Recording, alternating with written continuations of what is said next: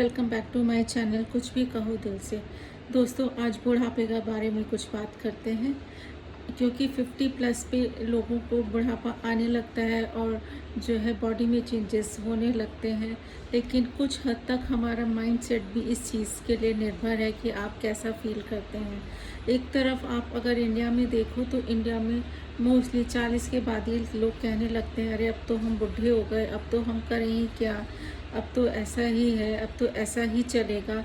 और अगर कोई आपको छोटी मोटी बीमारी हो जाती है तो आप ये सोच के रह जाते हो कि अरे नहीं, अब तो बुढ़ापा आ रहा है, अब तो ऐसे बीमार ही रहेंगे, कुछ तो लगा ही रहेगा। लेकिन दूसरी तरफ अगर आप बाहर की कंट्रीज़ में लोगों को देखो तो वो 80 की उम्र में भी काफ़ी एक्टिव दिखते हैं, 70s पे भी काफ़ी एक्टिव दिखते हैं।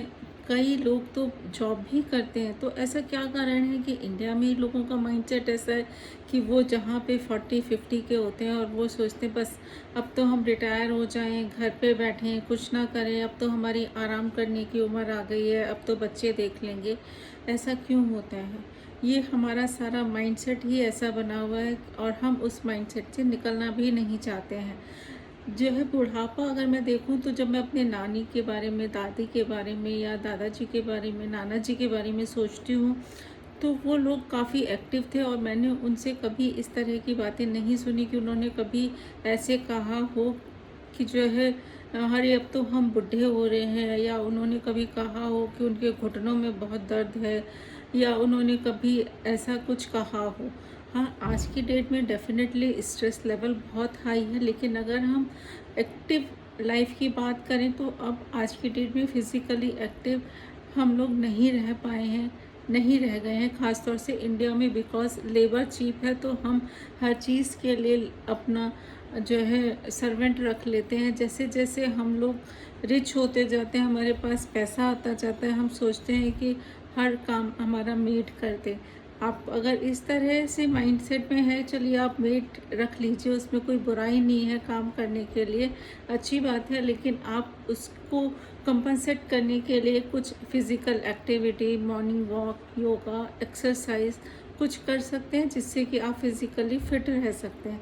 क्योंकि अगर आपने देखा होगा, आप कुछ बीमार पड़ जाते हैं, आपके घुटनों में दर्द होने लगता है, आपके हाथ में कहीं दर्द होता है या बैक एक होता है, तो फिजियोथेरेपिस्ट आपको कुछ मूवमेंट बताते हैं। बेसिकली जब आप कोई मूवमेंट नहीं करते हैं तो आपका वो बॉडी पार्ट स्टिफ होने लगता है और स्टिफनेस की वजह से आपको ये दर्द होने लगते हैं।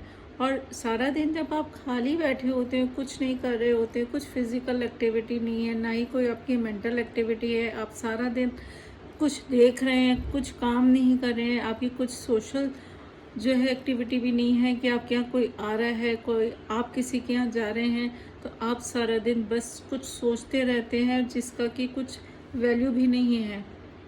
और आधे टाइम तो आप ऐसी बातें सोचते हैं कि जिनका शायद आपकी लाइफ में कुछ लेना देना ही नहीं होगा, फिर भी आप सोचते रहते हैं। तो जो एक ये स्ट्रेस वाली बात है, और आप आधे टाइम ये सोचते रहते हैं, अरे अब तो मैं बूढ़ा हो रहा हूँ, अब मेरा बुढ़ापा कैसे निकलेगा, ये चीज़ कैसी होगी, अब ये कैसे होगा। तो आप जब खाली बैठे होते हैं, ये जो स्ट्रेस आपकी लाइफ में आ जाता है, आधी चीज़ें आपको इस स्ट्रेस की वजह से भी होती हैं।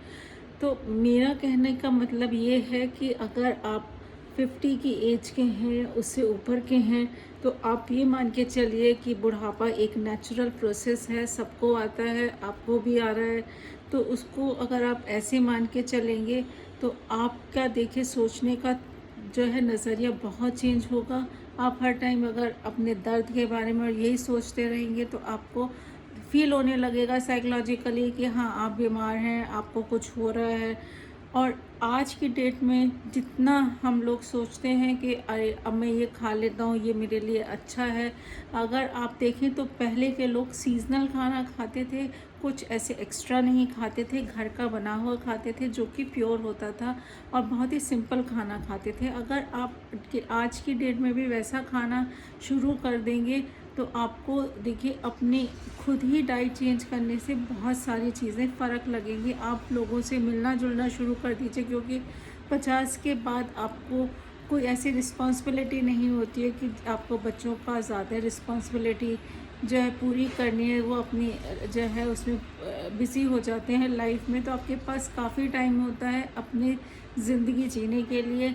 तो आप अपनी हॉबीज़ स्टार्ट कर सकते हैं, कुछ पॉजिटिव काम कर सकते हैं। पैसा अगर आपके पास है तो आप किसी की मदद कर सकते हैं, बच्चों को पढ़ा सकते हैं, नहीं है तो गरीबों को खाना खिला सकते हैं। बहुत सारे काम हैं जो आप कर सकते हैं और अपने आप को बिज़ी रख सकते हैं। निटिंग कर सकते हैं अगर आपको निटिंग का शौक़ है, क्योंकि अब आजकल कोई घर में नहीं करता है और नेक्स्ट जनरेशन के पास टाइम भी नहीं है, तो उनको भी हेल्प मिल जाएगी। तो ऐसी कुछ चीज़ें हैं जो आप स्टार्ट करके देखिए। जब आपका दिमाग इस तरफ नहीं जाएगा तो आप अपने आप को ही बेटर फील करेंगे कि हाँ, अब मुझे अच्छा लग रहा है, क्योंकि आधी चीज़ें हमारे सोचने से होने लगती है। तो ऐसा नहीं है कि बाहर जो है कुछ अलग है, बस बाहर ये है, देखिए उनके यहाँ बाहर सर्वेंट नहीं होते, वो अपना काम सारा खुद ही करते हैं, फिज़िकल एक्टिव रहते हैं, उनके पास इतना ज़्यादा सोचने का टाइम ही नहीं होता कि मैं कुछ ज़्यादा सोचूं। तो ये एक नेचुरल प्रोसेस है, सभी को आता है, सब मरेंगे भी। तो मेरा यही है आप लोगों से एक रिक्वेस्ट, अगर आप बूढ़े हो रहे हैं तो उसे एज इलनेस ट्रीट ना करें, एज बीमारी ट्रीट ना करें, उसे एक नेचुरल प्रोसेस की तरह ही लें।